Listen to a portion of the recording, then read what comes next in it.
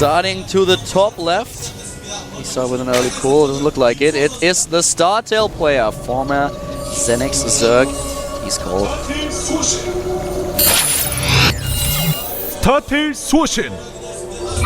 Remember a time back in the open season this guy went under the ID Nex line before Xenex even existed. Part of that really old StarCraft 2 clan. His opponent starting at the bottom right is from the future. He's here to finally enslave humanity. It is the Casper player called Terminator.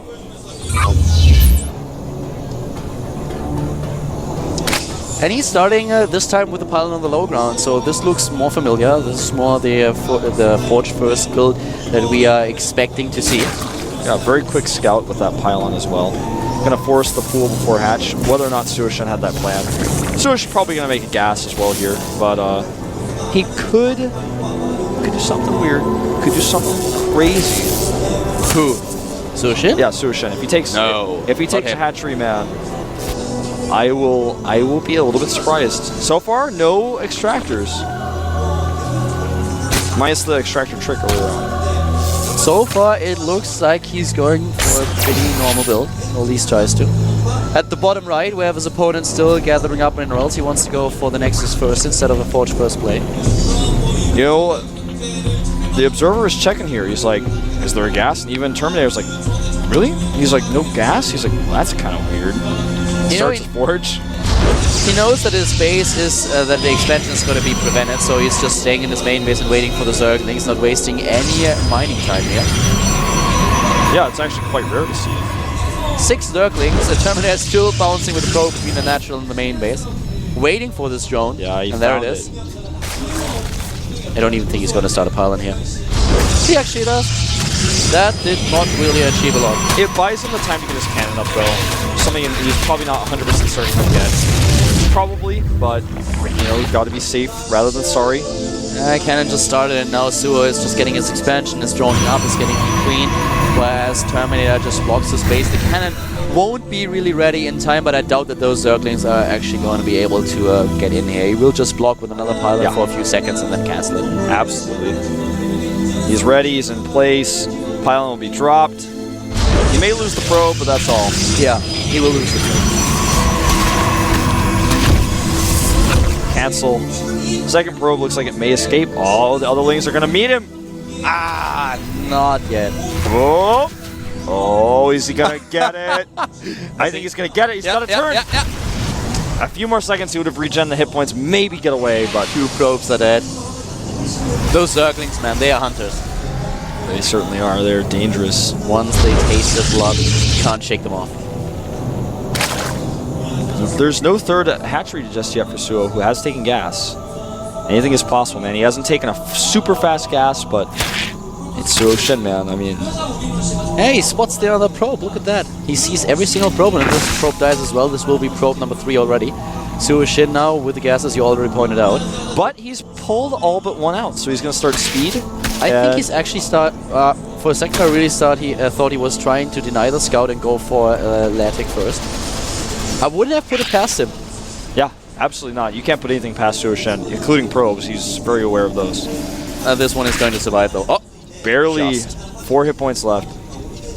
Teasing the Zerglings a little bit. Yeah, rather than tasing, as probes are also known to do that. Yeah, some of them do. The bad manner probes, they always tase. Yeah, I think it's a bit rude. The naughty ones, they tease, and then the bad manner ones that tase. You should never mix them up. Yeah. Could be fatal. It could be fatal, man. You never want to chase a teasing probe thinking it's a tasing one. Yeah. Because then you'll lose your Zerglings to a cannon. Right now, Terminator is like, well, this is what I like to call a SuHoSin cannon. It's the second cannon that you make when you're not sure. And, wow! It would have been so cool if the drone would actually just have killed this one zealot. It had the chance. That's the one opportunity that you have as a drone. If you run in and you see a zealot with only like 3 or 5 hit points, just go for it. But no, didn't do that. Have you seen the I Believe art with the Immortal being killed by a drone? Yeah, of course. I thought that was great screenshot. Yeah, I love that. People should make more art like that. That's what esports needs. Actually, esports needs a lot, but I'm like, above all else, people are like, well, should esports be on TV? I'm like, no, more importantly, people need to make more art like that. Overlord coming over these sentries will see the 3 gates, so you now can prepare for the 4 gateway pressure with +1. Explodes, leaves a lot of dirt in the main mess of the Protoss player. Yeah. Nobody cleans it up. It's always such a mess. Yeah, you know, the map always has to soak that in. You know, it's like when you spill something on the carpet and you wipe your hand over it and it disappears. Does it really disappear, guys? No. One day someone's going to remove that carpet, they're going to see it, and they're going to be like, ah. Yeah, we actually need something like a Protoss cleaning lady in Heart of the Swarm who's able to deal with creep just a little bit faster. Yeah, they could make that a new unit, man. You should post on Battle.net forums. They could call it the Frost. A vacuum cleaner upgrade for the sentries, for example. Yeah, that would be nice. Yeah. You could actually vacuum up the creep. It could give you energy to do that. Similar to the what the corruptors are going to be able to do. Now you're overdoing it. You mean the spy bus? Yeah, exactly. Okay, so right now, both of them, as you can see, guys, I mean, we're joking around here a little bit, but you can see that there's not a lot happening. Both of them just sitting tight, and it certainly looks like Terminator is going to take a 3rd base instead of just moving out. And he's playing this with hallucinations, so he's not going to be blind here. Exactly. He has a pretty late robotics now. It's not some kind of immortal push or whatever. SuHoSin, on the other hand, he's droning up. He's currently already looking at 54 harvesters, and he will have 10 additional ones in just a few seconds. Starting with the infestation pit upon reaching there, and already having a 3rd base in a little bit of an unusual position, but it has already been spotted, so it's not a secret anymore to his opponent. Yeah, that's why these types of scouts are so important. Sees the infestation pit as well now, and all is known. He is the Terminator, and he chooses to terminate him with the robotic support bay. Weapon of choice. A lot of drones here, and a straight up transition for Terminator into the Colossus here. Nice block here with the creep, and the Ling's trying to get in there to force a cancel, but the hatchery, I mean, Nexus is not there. This Terminator style at this point looks a little bit old school. It really does. He's playing this like it's 2010, man. Yeah, exactly. Also what we've seen in the last game, this opening. I mean, I know that he's been sent back in time, but I think someone dialed a few years too much. Yeah. Certainly at least a few months. But he was successful, so... This old type of style is hard to prepare for as well. Terminator is playing an old style. Suho is playing a slightly weird style, but it's one that... That's nothing new. It's one, though, that is fairly more normal than his other strategies. Old style against weird style, I like that. Yeah, but you're right. This is more straight outplay by SuHoSin. It's not some kind of sneaky play that he tried to execute. Look at this. Here. He finds the infestors. He pings them with the observers. So now it's completely known to him where they are. He burrows, but he still sees you. He may actually unload, and because I know he can see that, he's not going to fumble it. Do you think he really sees? Well, he had the infestor selected for so long. I would have assumed so. Well, really nice spread on the infested Terrans to make sure that they don't die to the Colossi fire. But I just don't think this is going to work. He needs to force heal the Nexus more, though. Yep, there they are, the force fields, but I think it's like 2 more, but he can't reach them. To cancel. There it is. And the Zerglings are actually getting away, most of them at least. Yeah, this is one of the most successful attacks on the 3rd base of the Infestors and Lings I've ever seen. I mean, usually this type of attack is not very successful. It's very risky. Oh, this Infestor is out of luck. Burrow, buddy! Burrow. Nope. Well, the Observer is nearby. Oh, wow. Well, SuHoSin had a pretty big victory with that Nexus kill, but now... but then losing 4 Infestors? And his base that he took, even though it's slightly hidden, is much closer to Terminator's base. He's just picking off tumors. He may just back out after this. He snipes the base. Here come the Infestors! Oh wow, this is a nice run. Only one single Colossus, that's all there's to it. And suddenly we have the Infested Terrans, and they do damage the second. Colossus comes in, but he's losing quite a lot. The Zerglings are gone though. The upgrades +2 right now for Terminator. Su has no upgrades for his Roaches. He's got upgrades for his Lings, but they just die too fast. The Zerglings are streaming in right now though. We have 44 being built, a few of them already done. 16, 28. Is he chasing him down? Now he has a chance of actually catching this army off guard. I think he has the supply to pull it off. Oh, the Queen baits him a little bit, picks off an Infestor, a nice snipe. He needs to turn around and fight. And he does. The Colossus in the back doing that extra DPS. Only one Colossus. We don't have any Corruptors whatsoever. He doesn't have anything to deal with this Colossus. He needs more Roaches. And he's losing more and more Infestors. Those are so expensive. I think he may find himself dying here if he does not take out this Colossus. He's being targeted, but nice micro by Terminator. He's going to get the Queen here as well. Why is he continuing to build Zerglings like this? He needs a couple of Roaches as well. Composition, that's the trick here. It's almost as if he's scared because he knows the Roaches don't have upgrades, but I mean, they still are going to fare better against this type of composition than Wings that are dying as they spawn here. And there are also Zealots in the army composition of Terminator, so Zerglings are being two-hitted by those guys. Drones are on a path to nowhere. Uh-oh, Terminator is once again on the move. There's a nice wall-off setup at home. He's got sentries warped in. Uh-oh, SuHoSin dropping in supply. There's one Colossus out in the middle of nowhere that may just be picked off isolated here. I think he will. Oh, so close on that save. Even a Corruptor comes out. He blinks in for the save. SuHoSin just with nothing against those Colossi, and Terminator is moving in. It's him just pulling the moves on. And there we have him. Hasta la vista, baby. He's taking down this hatch, and suddenly SuHoSin finds himself on 3 bases against 3. 40 supply behind his opponent, and Terminator, he certainly picked that nickname for a reason. Yeah. Well, he'll be back in Code 8 next week, that's for sure. Yeah, at least it looks really likely. Especially now with suddenly SuHoSin looking at 47 drones against 64 probes. This is a bit crazy here. He hasn't even saturated his 3rd base. It's completely barren right now.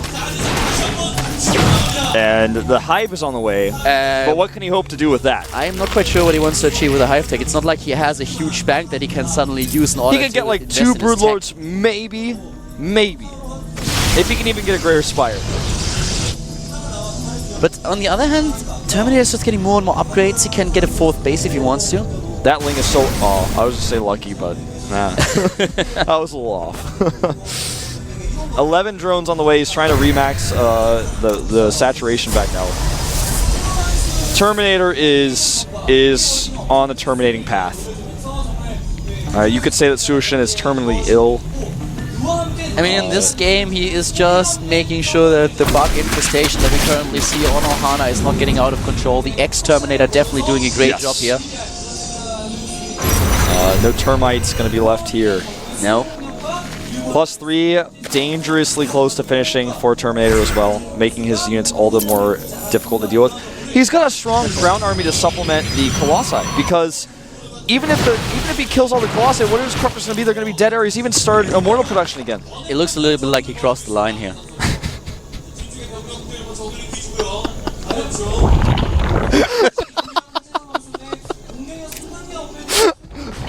Well, we shall see, man. He's about to cross the line into creep territory. That is Terminator. We'll be doing that.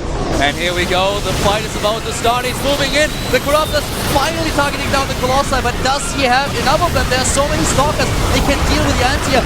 Now the infested Karens are also being used, but they are all clumped up in the Colossi. They take care of the threat. Terminator with a 60 supply lead. Whoa, this is the Code 8. This is where pro gamers' careers end. This is where people die and fall into the abyss of Code B. And we are about to watch SuHoSin, one of the most successful all-inners that Code S has ever seen. We are going to watch him fall all the way out to the newcomer here. Song is doing it. He's taking out the last of the infestors now. SuHoSin's going to have to GG. His Greater Spire is almost done, but he has nothing. He's got not a single Corruptor. The dance ensues. GG. This is it. The Terminator takes down SuHoSin with a 2-0 victory. Very, very well played. The crazy builds of the StarTale player were not enough to keep him in Code A. He's not a full-time pro gamer. He has been stressed once again. He is still focusing on other things like university. And that concludes our matches of the day. Yeah. The last game of the day, so we have another Protoss player advancing here, and SuHoSin is now once again in Code B. Will he even continue to play? It's up in the air. I mean, he says he's not practicing full-time even. Maybe he's just going to retire at this point. It could well be. It could definitely be that he's going to retire. We don't know. Terminator, on the other hand, aka Sung, he advances to the second round, secures himself at least a spot in the up and downs if he's not able to go straight to Code S. Something that he, of course, has to prove in the next week. Now you can see here, Polt is kind of the final boss for these players. Terminator will go up against TSL Shine. I think a player who may give him more trouble than SuHoSin did. Yeah, I certainly think so. Shine has shown an amazing game so far, and he's a great player. Really young, needs a little bit more experience, but he definitely has the skills. Yeah, and whoever wins, of course, who faces Polt will decide who goes straight into Codes. Polt's like the boss here. Polt or... Once again. Yeah. He really is. He's at the end of the rope there always. Did you realize that we could have exactly the same scenario that we had last season where Polt and Shine face each other? Yeah, actually, I was thinking about that yesterday. Wow, that is just cruel. I mean, GSL, seriously, whoever made this bracket, what were you thinking? Hey, if Polt had gotten out of his group, things would be different anyways. But that's cruel. That is just cruel. Just think about it. Shine meets Polt again, his teammate, and he loses to him again, or it's the other way around. Oh, that's mean. That is so mean. It's definitely an unfortunate situation, to say the least. That's a pretty sad story already. But well, first of all, Shine has to defeat the Terminator.